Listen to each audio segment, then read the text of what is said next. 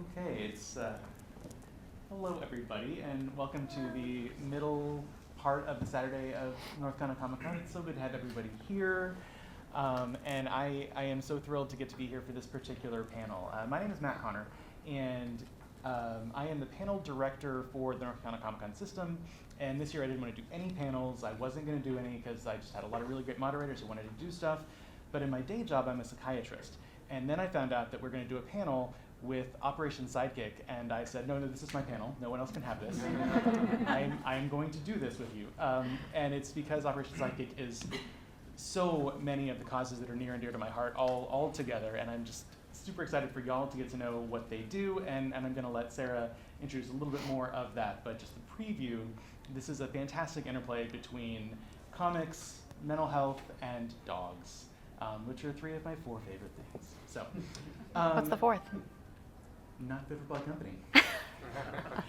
But so what I'm excited about is that we have this charity. Every year North Carolina Comic-Con partners with different charities. You might remember Magic Wheelchair from last year, getting some nods, and we do runs with juvenile diabetes. So we're really interested in trying to help people stay healthy in physical and mental ways.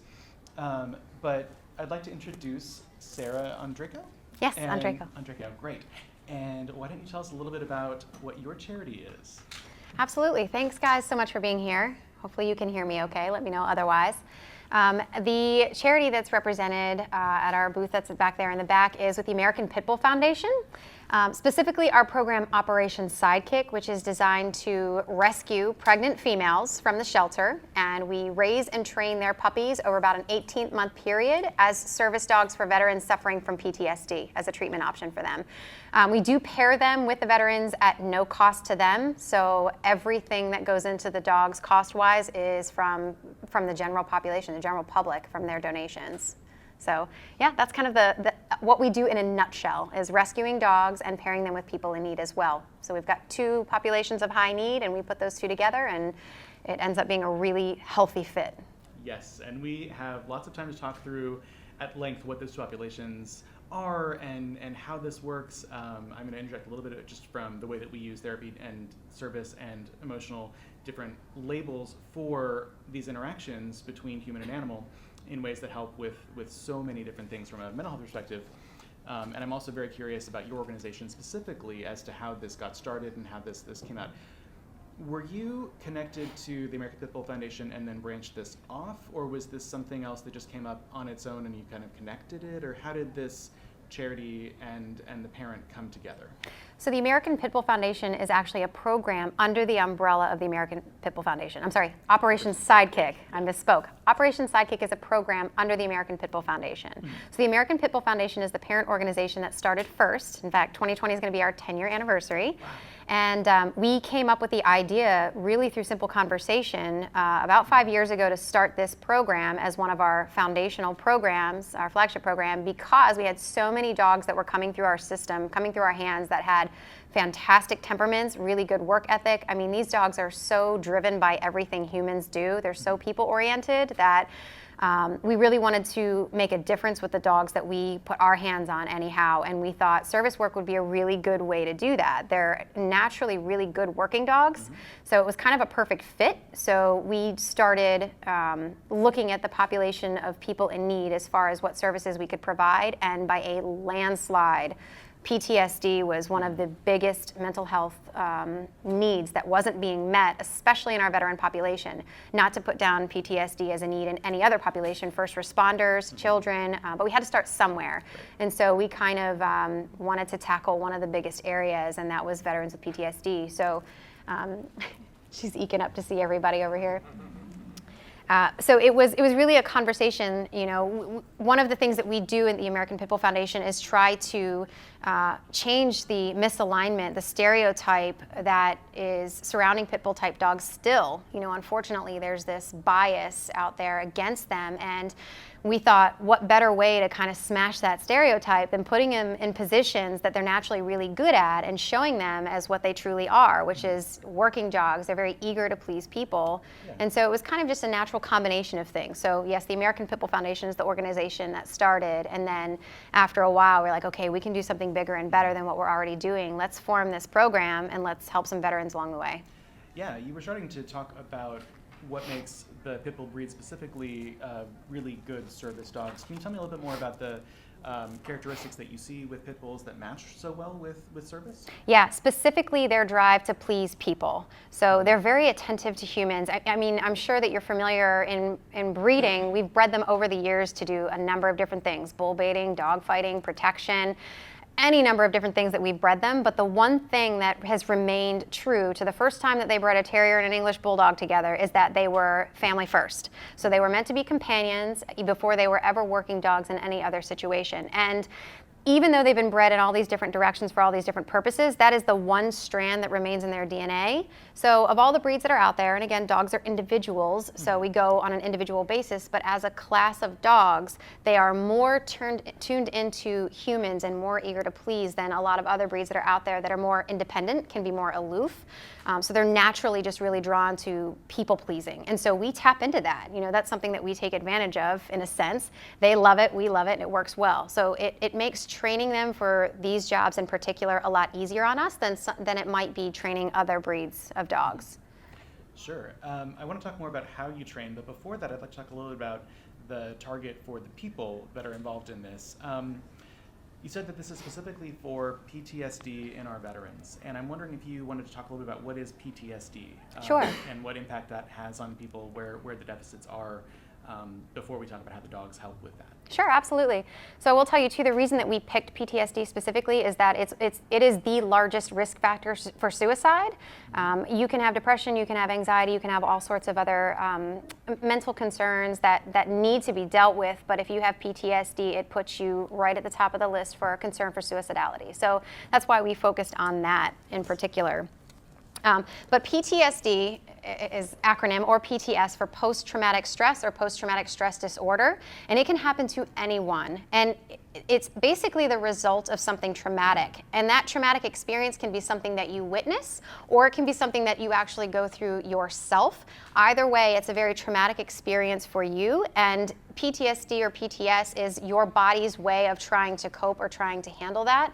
And it doesn't always come out well or come out in a healthy way, obviously, but it's how your system physiologically and physically responds to something very traumatic in your life. Yeah, what are some examples of an issue that a person with PTSD might have in, say, like a Comic-Con setting, like this crowd and all the noise? Really good examples. How is someone going to feel when they're here? So, not speaking for people, trying not to, because obviously I am not a person that suffers from PTSD, so I am kind of trying to give you an overview of what is in the information that's given to us. But things that we see regularly are hypervigilance, which is you're constantly looking around, you can't relax, you're looking over your shoulder, you're constantly paying attention to your surroundings. And if you think about that from a stimulus perspective, that is a lot of stimulus to take in. If you're a mother and you have multiple children, it's like trying to pay attention to every single thing going on with every single one of them at all points in times. Or if you have 20 people in a room talking, paying attention to every single person and what they're saying and what they're doing. That's what it's like. It's overstimulation and it's exhausting. But hypervigilance is something where you're literally paying attention to everything around you. Just like, how close can I get to a person before mom notices? Right? You better stay, miss. We are going to get to Pepper, right? Absolutely. She's one of the dogs that you can interact with, luckily. So, but yeah, so hypervigilance is one. Sure. Crowds are difficult in general because that kind of plays into the hypervigilance also, but in war zones, in the military, you're taught to watch your back for very specific reasons. It's survivability, right? So when you're in a situation like Comic-Con, it's very difficult to position yourself to where you feel safe because your back, there's always someone behind you, unless you're backed up against a wall. So some of our veterans that we work with cannot eat in a restaurant unless they are positioned in a way where they can see everything in that restaurant and nothing is behind them. So it has to be a wall behind them, a solid tall booth. So that's another thing that is very, very common in crowds like here at Comic-Con. And let's also point out that at Comic-Con, it's hard to tell who's really armed and who's not. That one of the things that we see with a lot of our veterans is a lot of people look like the people who were scary. It's one thing to go to the mall, which is scary enough, but to go to the mall imagining a bunch of people, and I don't mean to single you out, but it's really common for us to wear, I mean, this is, these are the costumes that we wear. We want to feel powerful. We want to feel strong, but we don't necessarily, we're harmless. And this is a place where it is harmless, but with PTSD, someone who has survived an issue where they were close to death or where they are at risk for death can't take the harmlessness at the face value that many people who haven't can. As someone who doesn't have PTSD, I'm very lucky in that I can use some of the cognitive tools of these people have guns, but they're fake guns. It's okay. I'm all right. And I have the privilege of doing that because it's never not been all right. And so the veterans have gotten there with this. It elicits the same response, even though they know, okay, this is not real. These people are not going to hurt me. It still elicits the same mental response. Right, and in your analogy with like if you have 3 children to watch and they're all getting into stuff, if they were all at a campfire and they were all playing with that fire, that's a different thing than if they're all in a china shop and they might knock something over. This is one could be really annoying and costly. One could be actually dangerous, and so I'm wondering how the presence of someone like Blue might help someone who's scared in a con situation where they don't feel like they can get their back against a wall, or where they don't think automatically that these are fake guns and this is nice people. Well, oftentimes they serve as a simple reminder, because somebody that we work with per se might get overwhelmed by these different thoughts that are happening. So yes, they can reason and yes, they understand, but there are so many thoughts and so much stimulus happening that their brain kind of takes over and kind of tricks them to a sense, right? So even though it's not dangerous, it still becomes a perception that it's dangerous. And there can be multiple things happening simultaneously, so multiple dangers or perceived dangers. So the dogs really can pick up on when that anxiety level is rising, when the panic is starting to rise, and just kind of tap in and say, hey, it's okay. I'm just going to remind you, I'm just going to paw you, I'm going to get up on you, I'm going to put some pressure on you if need be. Some of our dogs will literally lay on top of you. Like, hey, I got you, calm down.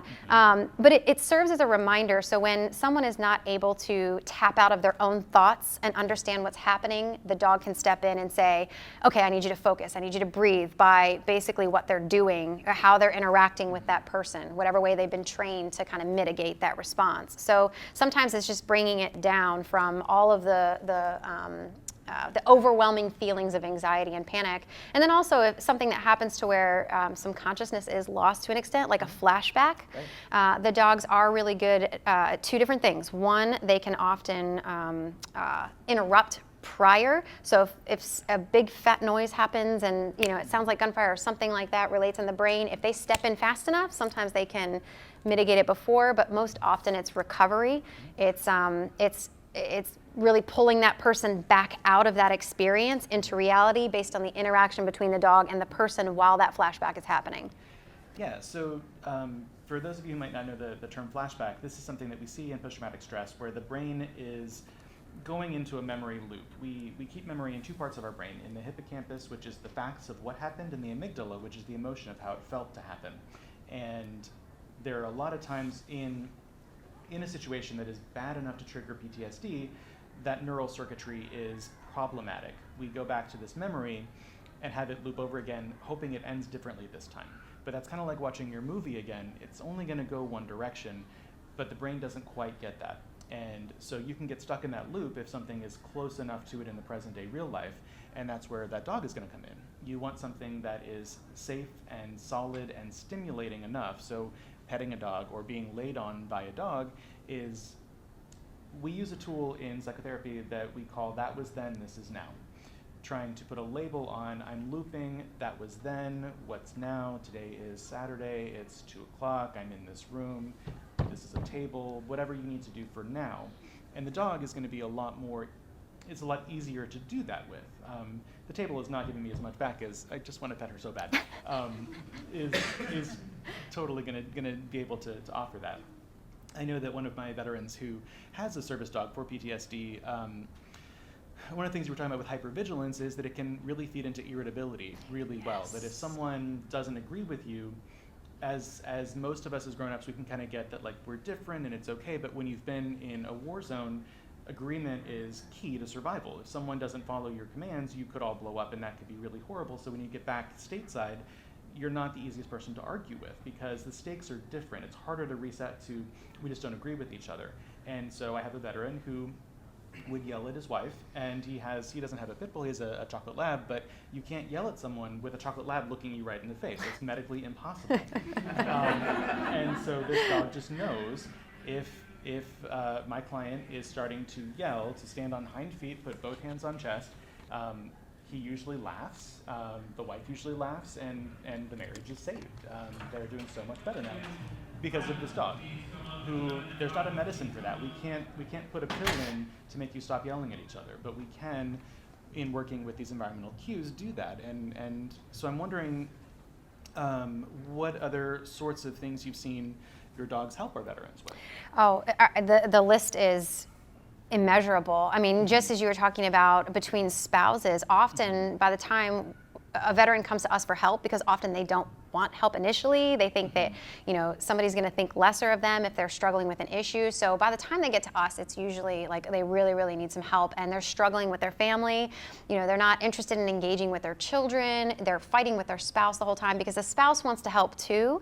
And this is going to sound strange maybe, but dogs can do things that humans can't, right? So sometimes if what we're trying isn't working, and we've tried therapies, we've tried different types of pharmaceutical therapies as well, and those aren't working, you get to a point where you have this frustration and this tension in the household that only breeds further frustration because nothing is helping, and the spouses often feel very hopeless and helpless, and oftentimes that divides. There's an incredibly high divorce rate with people that are suffering from PTSD and don't get the help that they need because they're not able to fully be there for those relationships. And as much as the people around us try to help us through those things, they're not professionals either. They're just going off of what they know and what they think that they can do, and it becomes very difficult. So when you start to see this progression, bringing a canine into the house, and you start to see some changes and you start to see some relaxation, especially for people that are hermitized, that don't want to go out, that don't want to be in public, and they shut down, and then they start getting out, they start grocery shopping, they start going to their kids' soccer games and things like that. Everyone in the household starts to feel that and get relief from that. So it's not just beneficial to the person that is specifically designated for the dog, it's beneficial to the entire family.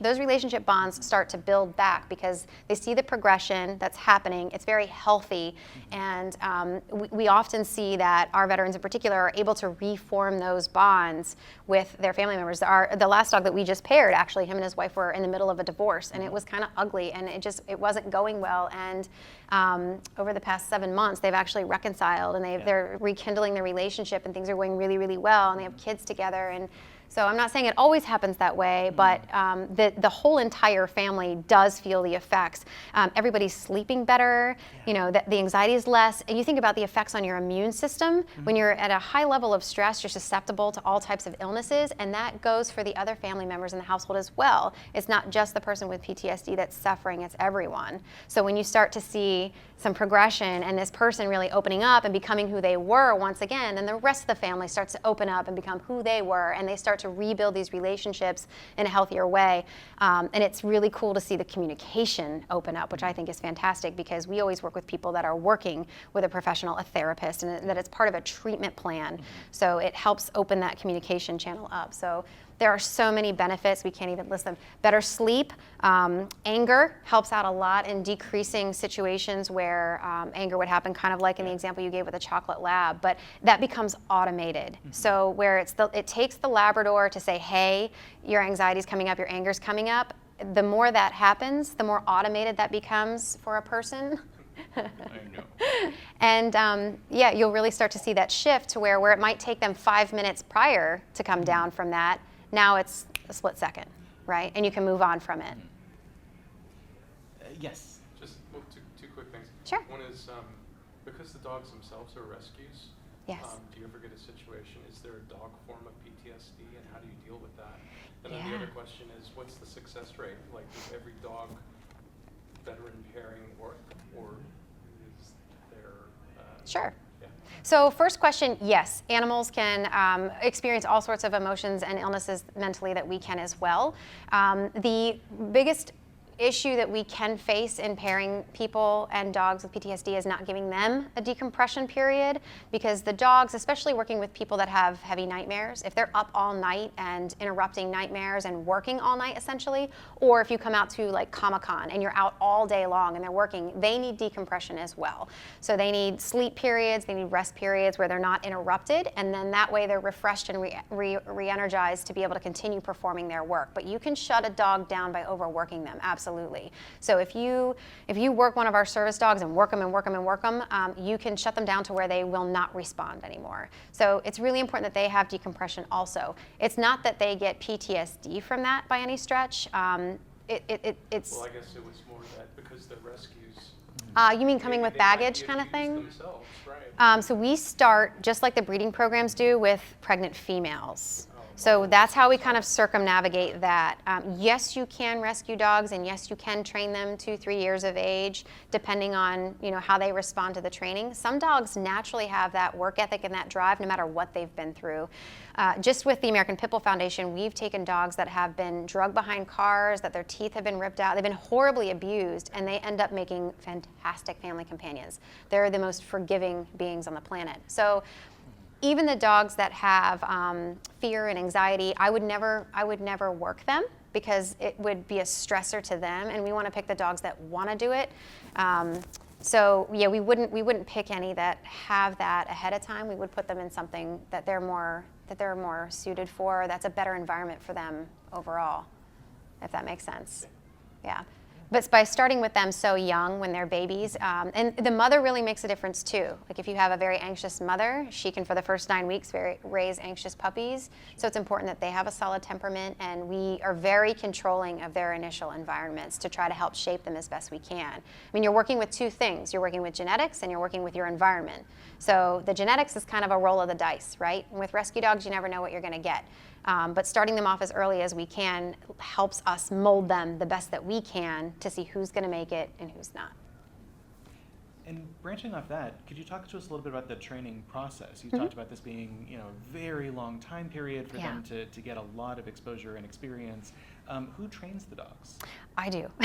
Wow. I do. So if you know any really good service dog trainers, please send them my way. Because we need more. We absolutely need more. And we teach our volunteers as well. We have volunteer handlers. So they go through a little bit of coursework and some hands-on learning, and they help us. Like, we wouldn't be able to do it without volunteers. There's no way we could train all the dogs ourselves. But yeah, the training process, it's really in depth. There's a lot of methodology behind it. So I'll save you the geek version that I like to talk about. But we do start with them at day 3 of age. So first 3 days of their life is strictly with mom. Mom gets to do everything. We just make sure she's well taken care of, calm, quiet environment, setting them up for just being very comfortable in their environment. Day 3, we start some simple neurosensory techniques. So getting them used to palpation and touching and some different sensory things, cold objects, flat objects, things that are not normal necessarily. And all that does is set them up for how they will respond to things that are not normal in their environment later on down the road. Okay, so that is day 3 through day 16 that we do that. And then after that, we start more socialization, and we start bringing them out more, and we start just shaping their behavior in nonverbal ways, just like you would a puppy. So just like teaching them the rules of the house, teaching them where to potty, all of the basic stuff from the beginning, right starting at about 5 weeks of age. At 9 weeks of age, they split off and they go into their foster homes, and that's where the real training comes in. But at 9 weeks of age, it's still, again, all puppy stuff, all basic shaping. We want to get the leash work down, we want to get the basic commands down, we want to see what little personalities they have, who's the bossy of the bunch, and who's the smart one of the bunch, and who takes advantage of the other puppies, and who eats the most, and who sleeps the most. And we collect all of that data on every puppy, because service dogs, even though they've been around for a long time, we're still trying to collect as much data as possible as to what makes them successful and what doesn't. So that's really important.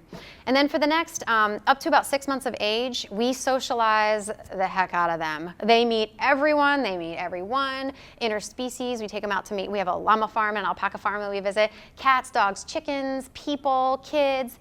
We have prop box fun. So we get like big feather boas and hats and big goofy sunglasses and clown horns, and we expose them to all of that in a positive way. And then after 6 months, we completely flip the script. And it's no more, we get to meet and greet everybody. Now that we have the friendliness built in, now it's, we're gonna learn how to work with one person. And that's a really important phase, because are the dogs able to bond with and work with just one person?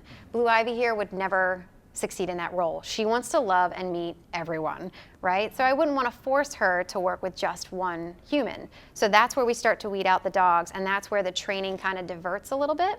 So we'll continue training everyone. Yeah. You know, we want really good dogs out there in the community. We want them to be good family companions. And if they're better at a different job, then we can give them to another organization or put them in therapy work.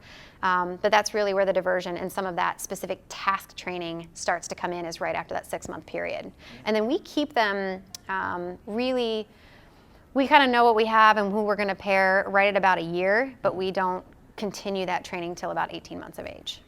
Or I mean, finish that training, I'm sorry, until about 18 months of age. Okay. You're talking about slightly other jobs that Blue might be a better fit for. And I'd like to talk a little bit about the distinction between a pet, an emotional support animal, a therapy dog, and a service dog. Yes. Can you talk a little bit about those? Sure. And there are very important differences, right? So think of a service dog as kind of the top of the top as far as what's required, but also what's protected. So a service dog services one person, and they can service them multiple different ways. Like our service dogs, for example, interrupt nightmares, fetch medications, help with mobility, getting up and down. There's all sorts of different things they do. But the point is they're there for one person in particular. They're not there for everyone. So service dog is one person, one dog.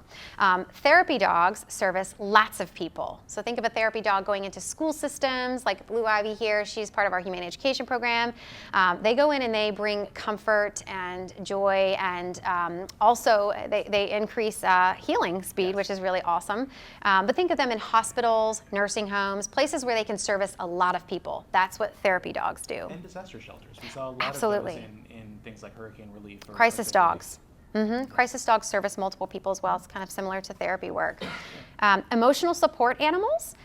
They are specifically that. They're there to provide emotional support, whether it's for anxiety, panic attacks, and they can be very, very mild forms or very severe forms. The differences are the protections and the requirements as well. Emotional support animals are protected in living quarters, so you can't be discriminated against with an emotional support animal based on where you live. So apartment complexes with breed bans, for example, you can circumnavigate that. And then also travel, because people are allowed to travel with their emotional support animals as well, so they're protected with the American Carrier Act also.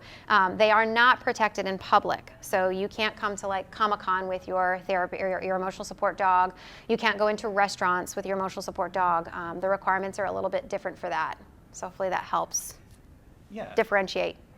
Absolutely. And so when we're talking about a service animal versus an emotional support animal, one way that I try to talk to my clients about that is to think about it like a wheelchair or a cane. This is a tool that helps a person with access. For PTSD, that's an emotional access, but there are other ways that these animals can do that. And the only types of animal allowed by the Americans with Disability Act are dogs and small horses. So you can have a small horse on a plane as long as it is your service horse. Yes. I don't recommend that, but. but I saw a picture on the subway. It was so cool. But yeah, so we have those options as legal protections, and you are protected in your health information. Someone can ask you, is this a service dog? And you can say yes or no. And they can then ask, does this dog provide one service? They can't ask what that service is. They can't ask what your diagnosis is. They don't get to gatekeep. But if you can answer yes to both of those questions, then that dog passes whatever is supposed to happen, and the place that you're bringing that dog is supposed to then treat it as a cane or a wheelchair. But part of that is that there's another level of expectation, right? So if this dog bites somebody, that is not a service dog. Service dogs have been through so much training that they're not going to be biting somebody. And that's one problem that we have, is that people don't necessarily understand their role in this law, in these things that protect people with access issues. And so they just have their puppy who is poorly behaved and has not gone through training, and they just say, oh yeah, it's a service dog, and keep going. And that does bring a bad name for the good work that I know that you're trying to do, which is to set this out as a specific important and vital way to help manage somebody's health. Yeah, fake service dogs really impair our ability to help. Just to give you kind of an idea or an example, I mentioned people that are shut in, they just don't want to deal with the anxiety and the hypervigilance and the overstimulation, so they don't go out into the real world. They don't travel to see their family. So when we provide this tool, this is a medical device. It's just a living medical device. We provide this tool to them. They finally come out of this shell a little bit. They branch out a little bit. They feel confident because they have an animal there with them that's helping to mitigate their symptoms.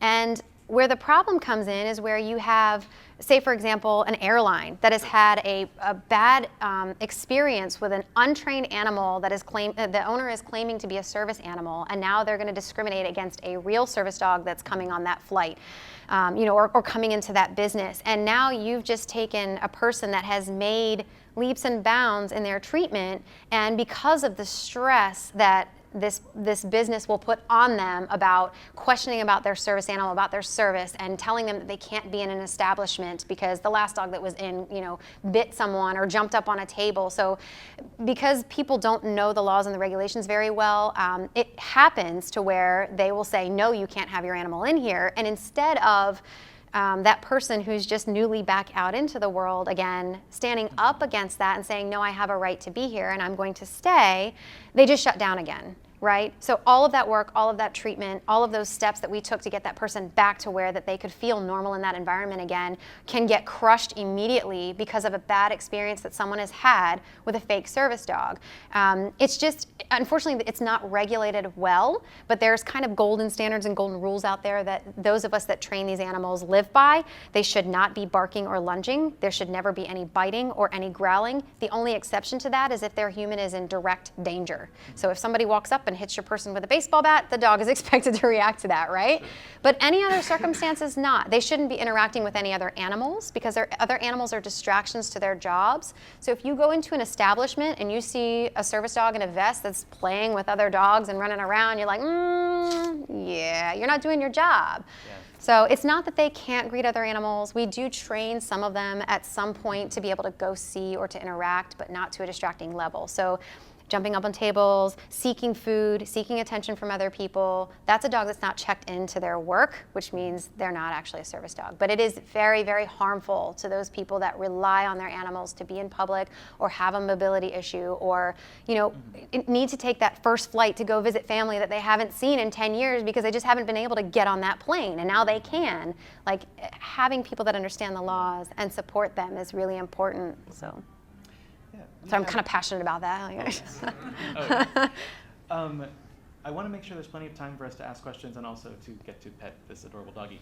But my last question is going to be, if people here want to get involved with helping your organization, what ways can we help you? What access do we have to make your mission go?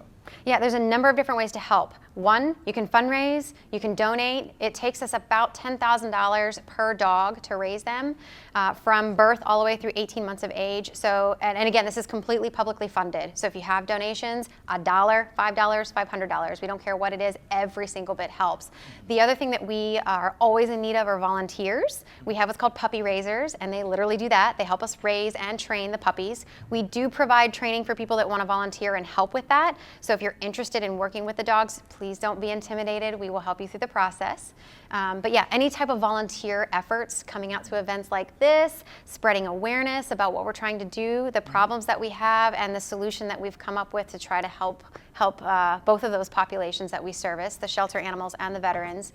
But yeah, there's a number of different things that you can do volunteer-wise. You can volunteer to help with social media. You can volunteer to train the dogs. You can foster the dogs. So if somebody is interested in getting involved and you shoot us an email, we will find something for you to do, trust me. So yeah, definitely funds, definitely volunteer time are the two biggest needs that we have. Great. What questions do we have in the audience? Yes. So I know your Operation Sidekick mainly deals with or helps people with or veterans with PTSD. Mm-hmm. Could say, if for example, Blue Ivy helps a veteran who's dealing with PTSD, but that veteran has a relative with, say, autism spectrum disorder, would that person need like a different or Yes. do they tag team, or what? So the question is, if the dog is already paired with someone and that dog provides that service to that person, if there's a family member, and you're talking about the autistic spectrum, correct? Like, so someone else has a need potentially for a service animal, could that service animal service two people? The answer is no. It's not that the dog can't, it's never a good idea because you can confuse the animal. Think of them kind of as toddlers, right? So their brain capacity is only so much. So if we ask them to service two people, it can be confusing. What if those two people have a need at the exact same time and the dog says, wait a minute, which one am I supposed to respond to? So no, anytime someone has a need for a service, they should have one specific dog designated to that person providing that service. Now I will tell you that sometimes they will, especially during training, respond to other people that are exhibiting some of the same behaviors. So for example, when we're teaching them to alert to anxiety, we teach them what anxiety looks like: wringing of the hands, shaking the feet, breathing heavy. So when we're in training, it's funny because some of our dogs sometimes will alert us that somebody else is exhibiting those behaviors, like, hey mom, pay attention, that person over there is breathing really heavy, pay attention. But they learn that they're only going to alert that person even if somebody else is exhibiting the behaviors, if that makes sense. Yeah, thank you. Sure.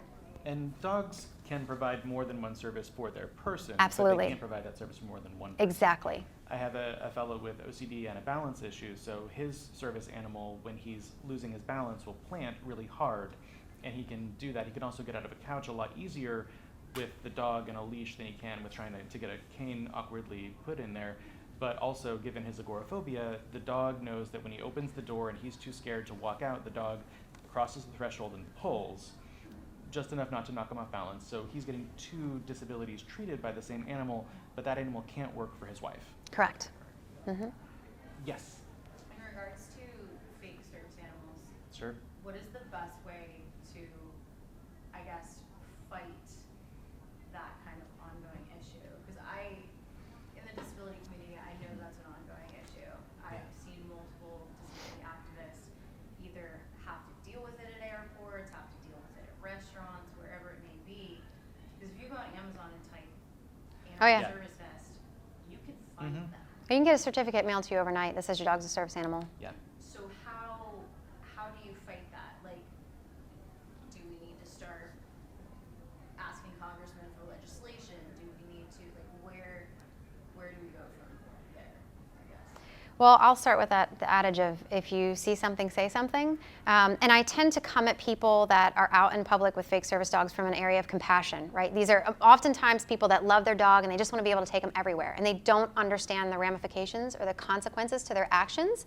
So I always try to come at them from a place of compassion and understanding and explain to them how this interferes with real service dog work. And I try to phrase it to where it's not like, oh, your dog's fake and my dog's real, because you don't want them to put up the defense wall right away, but just asking them questions about it. You can ask the two questions in regard to service work. Sometimes I'll pull out, oh, where did he receive his training or whatever, and blah, blah, blah. And try to find some common ground with them initially and build up at least a few minutes of trust to engage in conversation. And then I try to provide some education right there on site. I'll provide my information. If you can always provide information to service dog organizations to people as well, so it's good to have that information handy to educate people. And then also, yes, you're correct from a legislative perspective as well. So there are a couple of different animal welfare organizations that are putting together some legislation based on service dog work and looking to help regulate what a service animal actually is and provides and what's required to protect the businesses as well as people with disabilities. So legislation is always good to get involved with if you're able to. Putting out content about research and information in regard to fake service animals and kind of the detriment to that versus service animals and how they help mitigate issues in public. There's a number of different ways to get involved for sure, but yeah. And if you have a real service animal, knowing what your rights are, knowing what the language is, and representing that very well can be a very positive educational experience so that other people are learning, oh, this is what a service animal is. This isn't you brought your cute doggy on a leash, but this is your tool. This is what helps you access. Yes. On that point, there was a bill introduced in the North Carolina General Assembly this past session that would define what an emotional support animal is for the purposes of housing. Mm-hmm. It is not a great bill because it is backed by the North Carolina Home Builders Association, not the disability organization, and aims to criminalize the falsification of any sort of, credentialism. Excuse me, I said that wrong. In order to get a dog into an apartment that otherwise has a green ban or something like that. For disclosure, I'm the animal lobbyist for the ASPCA for North and South Carolina. So this is a bill that we tracked. It didn't make crossover. It's ineligible. So it is a live issue in the General Assembly. It's just we need to find a better way to address it rather than the current bill. Well, I was just going to add to the law briefly as well. It's state to state as to what the law is in regard to emotional support animals and service dog animals. We have the federal law, the Americans with Disabilities Act, that covers everybody. But state to state, they do have some differences in what is allowed and what is not. In the state of North Carolina, it is illegal to falsely impersonate a service animal. So if your dog is found to be exhibiting some of these behaviors, if your dog bites someone, if your dog is lunging and growling and barking, and it's deemed not to be a service dog, which is really a loose term, because again, it's not regulated well, it is punishable by law. Right, that's medical fraud. Mm-hmm. I saw another hand up on this side. Yes. When we approach, it's a girl? She is, yeah. With her or any other service dog, how should we approach them if we want to say hi and pet them? Any dog, I would just ask ahead of time. Hi, I'm so-and-so, may I pet your dog? You can, obviously you just want to look for signs from the animal. Be as approachable as you can. You kind of want to get down on their level for the most part. Not in their face necessarily, you don't want them in your face, but just walk up, let them smell you and come to you kind of at their own terms. Most service animals you can't pet, so it's always just a good idea. And they're not actually required to wear, a certified service dog doesn't have to wear vests or any attire that shows that. Only animals in training do. Again, state to state, this is North Carolina. So I would always ask to pet any animal that you come up to anyway, just in case. And also some of them look friendly and might not be, or might look like they're not anxious and they are. Or like Blue, she always looks like she's Eeyore and depressed and sad and unhappy, but she really wants you to come love on her. So you never know. The best rule of thumb is just to always ask. And let's take that as a segue. Why don't we practice that? And we can put the line maybe around the back in that wall, so we can all maybe socialize her and help her out and pet cute doggies. Yeah, and like I tell the kids that we work with, because she's a humane education dog, the absolute best way to greet any new strange dog is with a fist. So anybody tell me why? So they can smell. You want them to smell you, but why not like this? That's threatening. Yeah, if you go over their head, that's threatening, but there's another reason. Bite your fingers. Yeah, if they're uncomfortable and they bite, you're going to lose a finger, right? This is the best way to approach the dog. So we always teach them this way, treat, this way, treat. Great. Okay, so let's everyone practice that so we can put the line up against that wall. All right, Blue.